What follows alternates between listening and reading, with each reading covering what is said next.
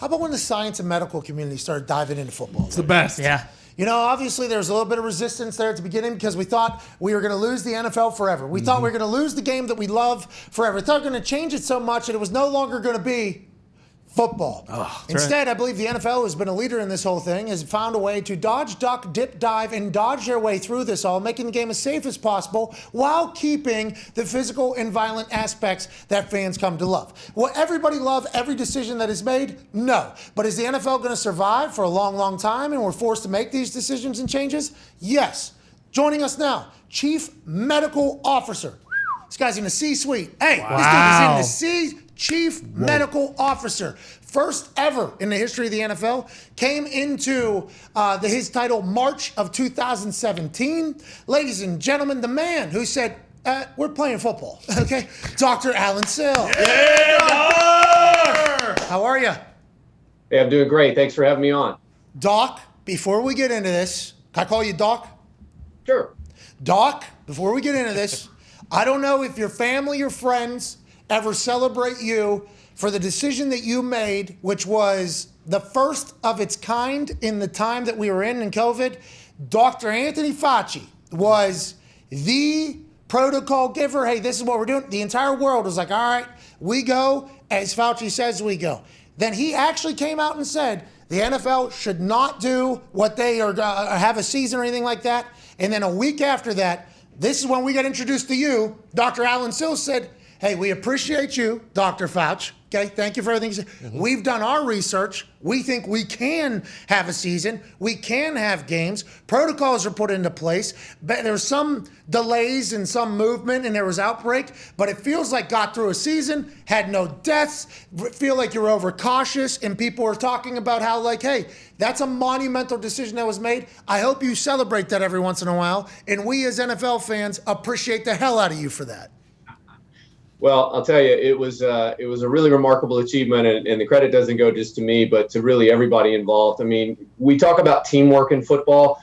There was never a better example of teamwork when you think about the sacrifices made by coaches, players, owners, team administration, and the league and the players union, all just working together to get the games done. And as you said, we were really trying to find the middle ground. We certainly wanted to keep people safe, and we took this very seriously, but we also felt like we'd like to move forward with life and some of the things that we all enjoy. And so it was quite a journey, but the credit goes to the entire league, and it's something I'm really proud of. And something a lot of people may not know along the way, we contributed a ton of knowledge to the scientific community. I mean, we basically were meeting with CDC and FDA and others and sharing with them the data that we had, because we had some of the best data around, and we ended up publishing a couple of things with them. So it was, I think, a proud moment for the NFL, not only to be able to stay and keep going forward, but to contribute a lot of knowledge that helped a lot of people. I agree. Everybody had to buy in, okay, around the NFL. But, hey, your ass was on the line with that doc. You know what I mean? Like, you are a doctor. Yeah. Like, this is,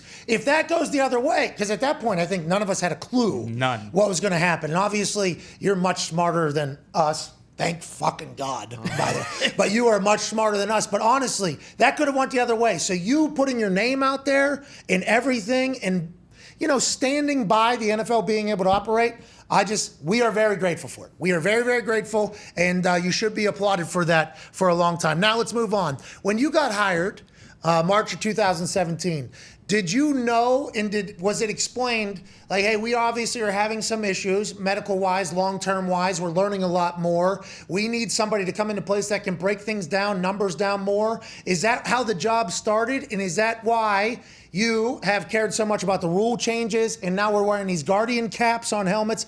Is it all kind of tied in together? And when you were introduced to the NFL, what was it? Like, hey, this guy's going to save our league, basically, or what?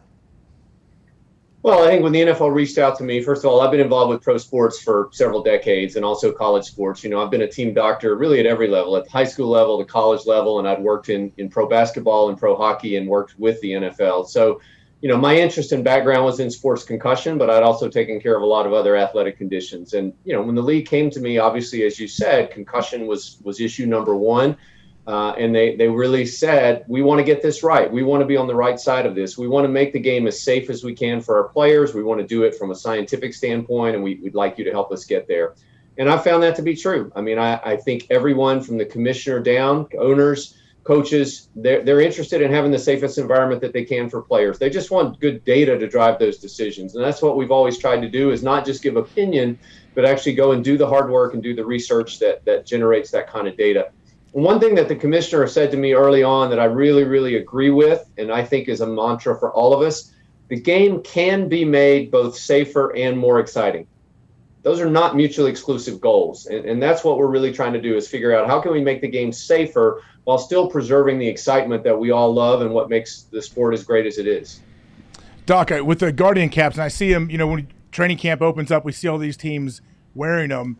Can you explain what exactly they do, how they help the players, and also why isn't every player wearing them? I saw Aaron Rodgers jumping out to the field there not wearing a Guardian cap. What? Can we make sure he gets one on his helmet? Can we put one on his head? We need. Yeah, well, I've actually got one handy here that I'll show you. There, you've got them on the picture, but it's basically a soft layer of padding that you can see that fits over the shell of the helmet, and it's meant just to absorb force. So it fixes to the helmet with some of these little Velcro straps that you see. And the idea is that when the helmet is struck, that you've got a force reduction. Our engineers and the union's engineers working together tested this in the laboratory, the same testing we do for helmets, and found that anytime the helmet is hit, when the Guardian cap is on, you've got at least a 10% force reduction, in some cases more. If you've got two players wearing the Guardian cap, you get an additive effect, so it's 20% or more reduction. Now, we started with certain positions. What about three, Doc? Say it. Three guys coming in the ball, maybe 100. I want to see 11 guys in the shot at the end. That's what you start to 110%. Holy shit! Wow. Not even feeling wear two caps. Let's go. But our research, focused on who are the position groups that have the highest rate of head contact. And so when you look on the field, the people that are getting hit the most in the head right now are linemen, O-line, D-line, tight ends, and linebackers. And then if you look at the period of the year, when during the season is the most contact, it's during those first 2 weeks of training camp. That's when their contact practices day after day. A lot of people don't realize that our teams only have about 14 contact practices through the entire season once the season begins. There's not a lot of contact. And you guys, if you go out and go to practice, you know that. But during training camp, there's a much more focused period. So we said, let's start with the people who seem to have the most head impacts. Let's start with a period of time where they tend to be occurring. And let's study that. Let's gather more data. So we think the lab science is strong, but we want to see the real world data. We want to get the feedback of players. We'll see what effect it has on concussions and other injuries. We've also got some players wearing instrumented mouth guards so we can measure the force, and we'll be able to make on-field measurements of how effective were these caps in reducing force. But let me add one other point to that, guys, that may not be immediately obvious. It's not just about preventing concussion in that moment.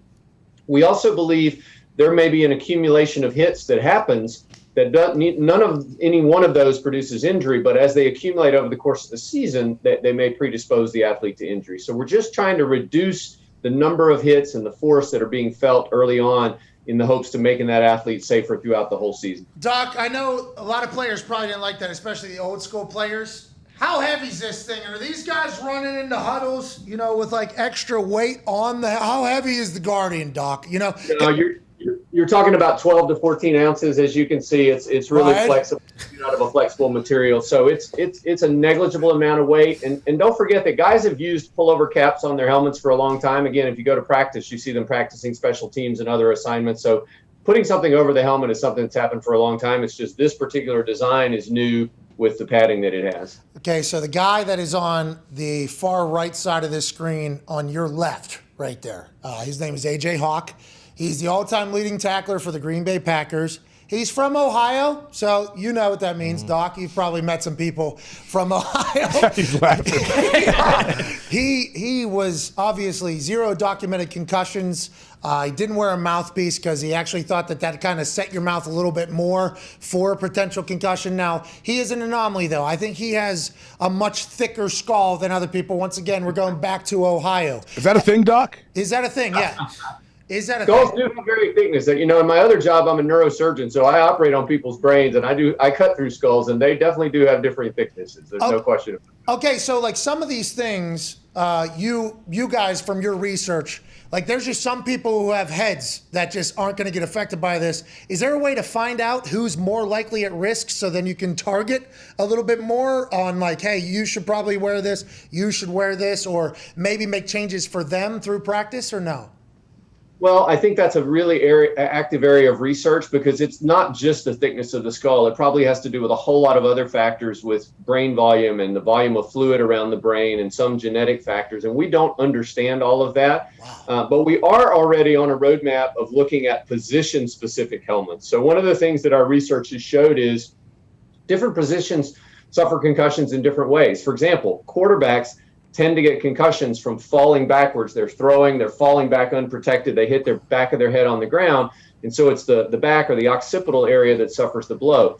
Offensive linemen tend to get a lot more blows directly in the front of the helmet. So last year we saw the introduction of the first offensive line specific helmet, a helmet called the trench helmet that was worn by a few players. Oh, yeah. And I think you will see more of that type of innovation over the coming couple of years, so that a running back and a quarterback and a defensive back and a linebacker, they may be wearing different models or types of helmets for that specific reason, that it reduces their specific risk of injury. So, Doc, like the quarterback helmet would just look like this out the back side of it? Is that maybe not quite to that, but the idea is, yeah, you want to put more padding and more reinforcement wherever the blows tend to occur that are causing injury for that particular player. Well, this just makes sense, right? Because in cars, where do you put the airbags? Probably where you're ending up at. That's kind of how you're thinking it?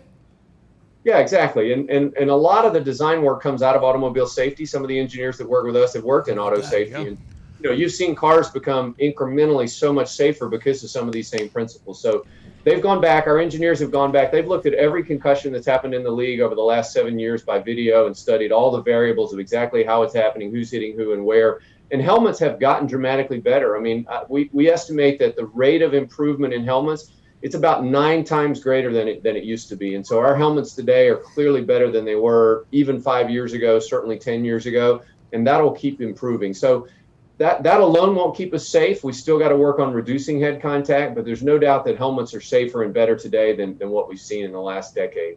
Doc, is there anything with the medulla oblongata right here? I'm impressed. You got the right terminology, and you definitely want to keep that safe. Okay, all right. I didn't know if we're getting into Thank you, Dr. Myron. Go ahead, AJ, your question for Dr. Alan Sills. Doc, I've never had the chance to actually wear one of those Guardian caps on top of my helmet. The only thing I thought of when I first saw it, though, we used to get in the basement and beat each other up with boxing gloves when I was a kid, growing up high school. When we would throw headgear on, those shots felt way worse to me. They were like a weird, dull thud where I felt like rocked my brain a lot more than when I wasn't wearing the headgear. Does the Guardian do anything like that? Well, we obviously, in the laboratory, we think it reduces the force. And then we've also talked with a lot of people who have experience in college. So over 100 NCAA colleges and universities have used these over the last few years, and all the big name programs. I mean, Alabama, Georgia, Ohio State, Clemson, all these schools are using them. Player feedback there has actually been the opposite direction. Most players have said they feel less force for a helmet impact, or they feel better after a practice wearing the Guardian cap. So we obviously want to get that same feedback from NFL players, because there's no substitute for the real world feedback. But what we've been able to glean from college players plus the laboratory data makes us think that it should be the opposite effect in players. How about, since it's adding, like size to the helmet, is there more grazing and passing contact than maybe ever before? And does that have any effect long term?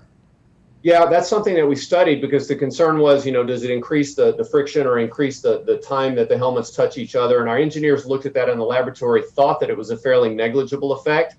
One interesting thing we've seen, though, is some of the teams, like the Rams, wore this Guardian cap last year, the entire season. And several other teams used them on their linemen specifically because they thought it would protect quarterbacks from breaking or injuring their fingers. When guys are throwing it and they accidentally hit a helmet. That's a common mechanism of injury, as you guys know. And so some of the teams were wearing them for that reason alone, because they thought it was going to make a higher margin of safety for quarterbacks operating in the pocket. Go ahead, Diggs. Doctor, do you ever see a time where you'll recommend that these are actually worn during the game? And secondly, is there a difference between turf and grass as far as concussions? So taking the first question, I think we've got a lot more data and a lot more work to do there. Again, we'll get a lot of data out of this preseason and where we see the results taking us. And so I am confident that helmets will continue to get better, and the technology will get better, the design will get better, the materials will get better, everything about it will get better. But, we started with what we thought were the most vulnerable people at the most vulnerable time of year, and we'll go from there as to what makes sense as the set of next steps. In terms of concussion rates on turf versus grass, We've not seen appreciably different rates in that. One of the things we're starting to understand, though, not to dive too far in the weeds, is when you start talking about surfaces, when you group them and say artificial versus natural, that's really not the best distinction, because there's so much variability inside each category. And Kentucky bluegrass, Kentucky bluegrass. How about the grass in Green Bay in August versus the grass in Green Bay in January, right? I mean, that's very different. And the same way with artificial surfaces, it has a lot to do with how you maintain them and how much they're groomed and change out and things like that. So we've got a lot more work to do. We've really, really put a lot of time and energy into studying surface, more so around foot and ankle injuries and knee injuries, because we're trying to see how does surface contribute to that. But as we dig into this topic, we find out it is really, really complicated. It's not just as simple as grass is good and synthetic is bad, or vice versa. There are so many subcategories that we have to account for, and we're starting to better understand what is it about the surface, the actual properties that may contribute to injury. Doc, one thing that changed as far as rules for players when I was in the league, when I first got in the league, you didn't have to wear any pads in your pants. So, a lot of guys you would see your pants are way above your knees, not wearing any pads because you like to feel fast, feel good. Then they started making us wear knee pads and said the knee pads had to go over your knee and all of that. And I never knew why. I'm like, what are we doing this for? And they told me that knee pad is for when someone's running, if their head hits your knee, though it lessens the blow. But the knee pads that we wear were less than a 1/4 inch thick pretty much. So I thought, how much data is there that actually helps?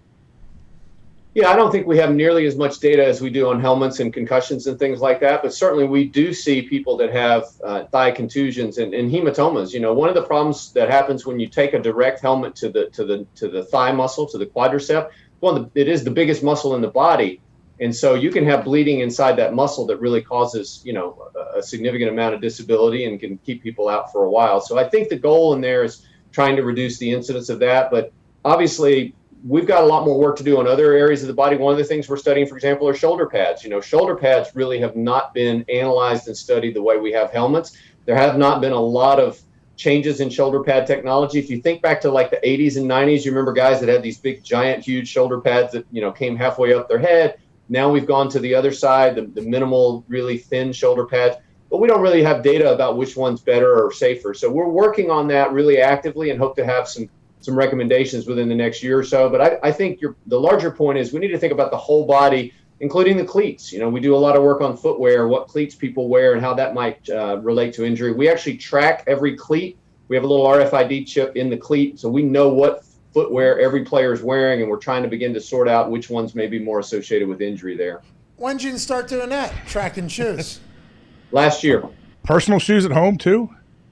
No, just ones that are worn on game day. Oh, okay. Yeah, because I remember you guys had those guys wearing like the tracking things, right? What you had to do in the building to see who. Yeah, that was for COVID contact tracing. That's different. No, this is just a chip to measure what type of shoe. We do the same with helmets, so we know what helmet a player is wearing, and that's what has allowed us to make these rate calculations. So we know the injury rate on field for every helmet, and we can tell a guy, hey, that helmet has the lowest injury rate for concussion, or that has the highest. We think that's important data that players should have. Players still get to choose their helmets, but at least they'll have the data, sort of like you have when you go to shop for a car. The safety test results, and you can decide, what's right for your situation. Last question here, and we can't thank you enough for joining us. We know you're very busy trying to make the game that we all love much safer and hopefully, last forever. That's right. Hell yeah. That's what we all want, last forever.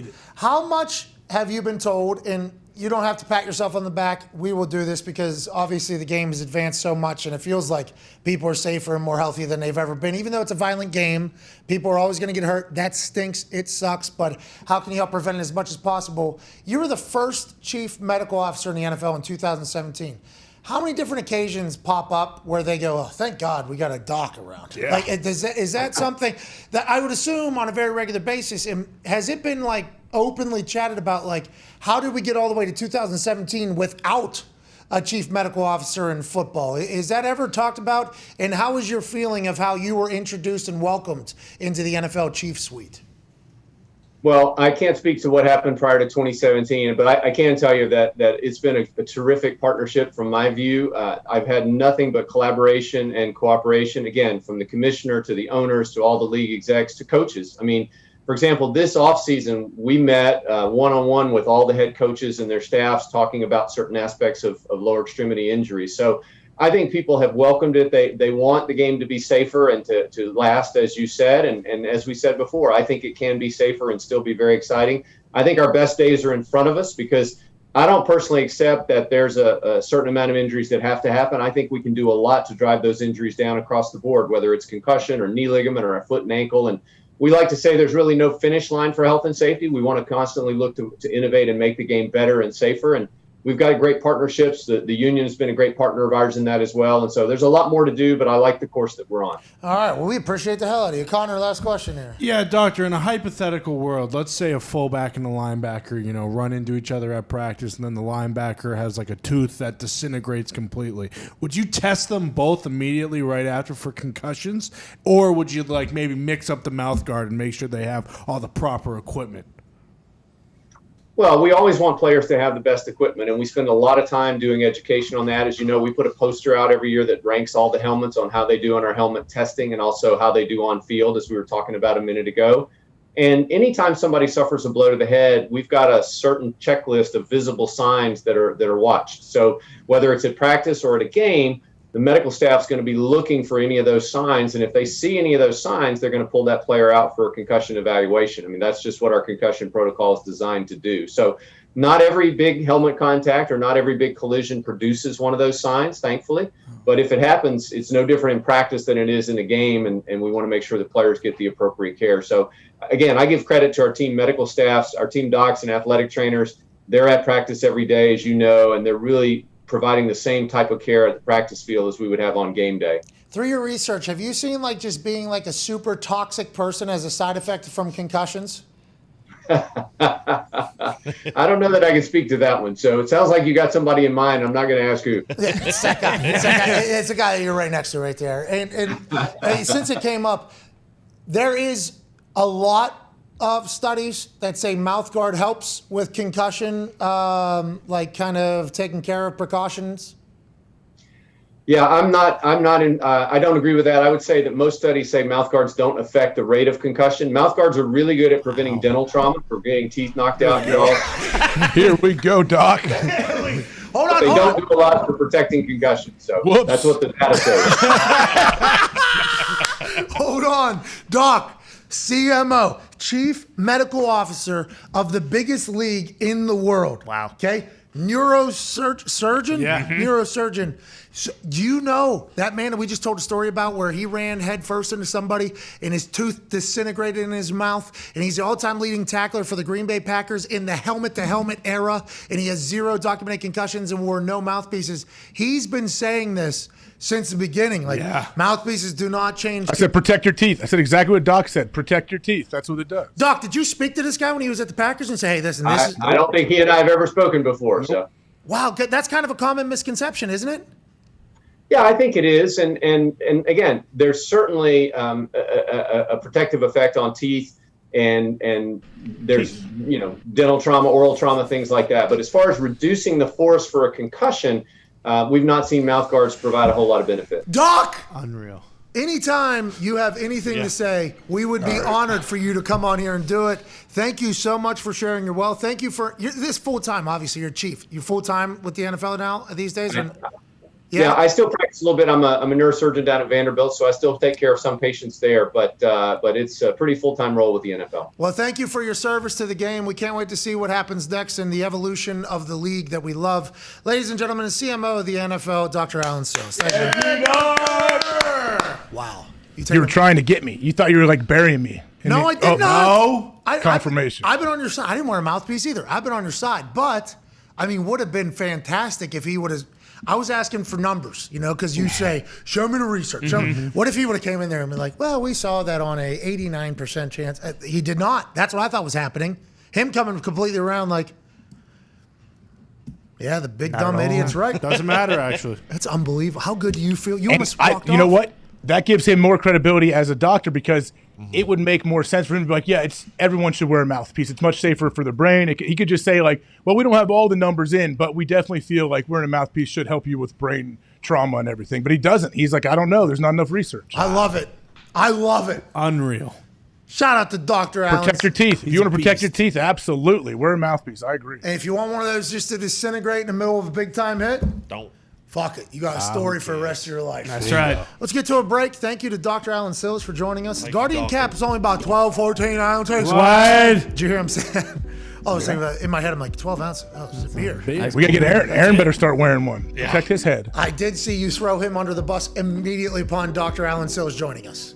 I'm sure he's going to be very appreciative of that. Don't we, you guys, back-to-back MVPs? Don't we care about his brain? All right, we're back in 4 minutes. What if he falls down, hits the back of his head during practice? Especially a Lambo, you know, with that. You never know. What if he's on that bike? Oh, yeah. Wear a helmet on the bike, please. Aaron, Yeah. With the Guardian cap. put the Guardian cap on top of the Over the bike helmet, helmet. yeah. Take it off. Put it on top of your football helmet. Boom. And enough with the unstrapping too, pal. Let's keep that thing locked in. Maybe 4-point. Maybe 4-point this Change year. it up. Nah, I love the cloth chin strap. I love It's it. terrible. It's a concussion. Yeah. Good. That's a concussion. No factory. protection whatsoever. Remember the Cardinals where his helmet almost came off his entire head when he was laying on the, On the side. like Sure, that? On the internet say, Come hey, on. how you doing? AJ, I know you're adamantly against the Guardian cap, but what if, like, in practice, what if you could style them up or paint them or put, like, stickers on them? Oh, to make them look accessorize, sweet? accessorize. Like a shell. That's not a real question, Nick. Slap It an was. Iron City logo. What? No, Iron City for sure. But It's what? the size. It's the size that makes me question. Okay, well, no, he said science says that's not real, but it's certainly bigger though. That is, I do wonder, though, haven't you ever boxed in headgear? It feels way worse. yeah, because it deadens the whole shot, right? That's what it's supposed to do. It's supposed to deaden. I'm like, this is going straight to my brain. Well, it's going I need to slide off my face and cut my face, and then it ricochet below. Well, it goes to a bigger spot, I think, because it eats it, right? So it's more Spreads it out. I think it's a bigger shot. I mean, headgear's for cuts. We know that. It's not for brain trauma. It's for so you don't get cut. All right, we know that. Yeah. Talk to Usman.